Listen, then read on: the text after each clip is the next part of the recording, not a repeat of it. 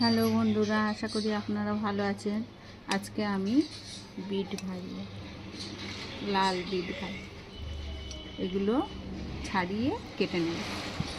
এভাবে ছাড়িয়ে ভালো করে ধুয়ে নিতে হবে। তারপরে বটি কিংবা ছুরি দিয়ে কাটবেন না, তাহলে এত ফাইন হবে না। এই মেশিন দিয়ে এইভাবে চেপে এগুলো কাটতে হবে। ছুরি কিংবা বটি দিয়ে কাটলে এত ফাইন হয় না। এইভাবে আমি সব বিটগুলো কুড়ে নেব, তারপরে ভাজা করব।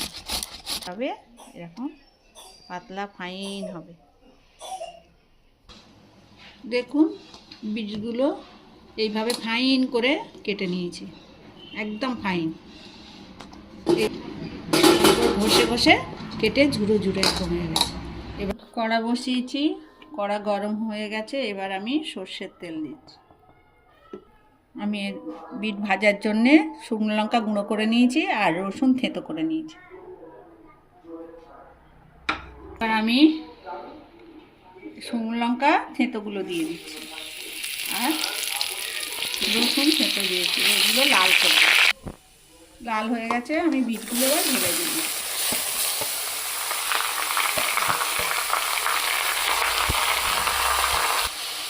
এবার আমি লবণ দিচ্ছি, পরিমাণ মতো লবণ।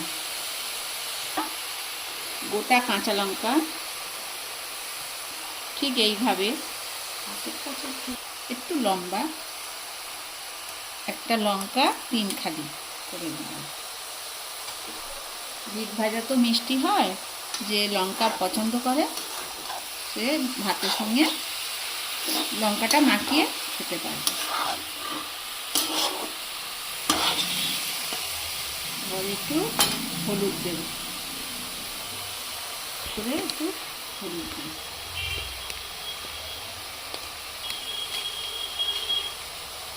ভালো করে নেড়ে চেড়ে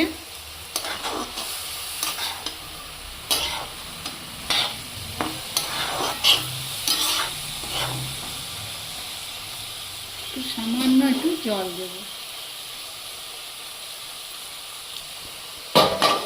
চাপা দেব। ভালোভাবে সিদ্ধ হয়ে গেলে ভাজা ভাজা করব। দেখুন, জলটা পুরো শুকনো হয়ে গেছে। হাফ কাপের কম জল দিচ্ছি। জল আপনারা নাও দিতে পারেন, তাহলে গ্যাসটা কমিয়ে আস্তে আস্তে ঢাকনা চাপা দিয়ে করতে পারবেন। কি সুন্দর নরম হয়ে গেছে একদম। এটা একটু ভাজা ভাজা করলে হয়ে যাবে, তেল বার হবে।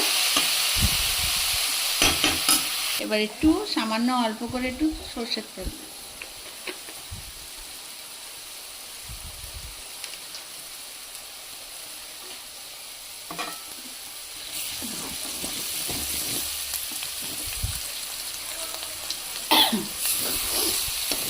ভালো করে নেড়ে চেড়ে নামিয়ে নেব।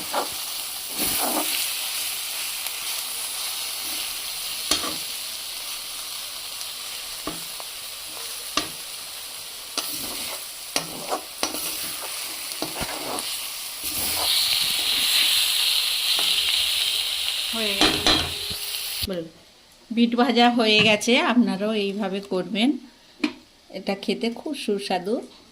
এটা ভাত, রুটি, মুড়ি সব কিছুর সাথেই খাওয়া যায়। আশা করি আপনাদেরও ভালো লাগবে। আপনারা আমাকে লাইক করবেন, কমেন্ট করবেন, সাবস্ক্রাইব করবেন।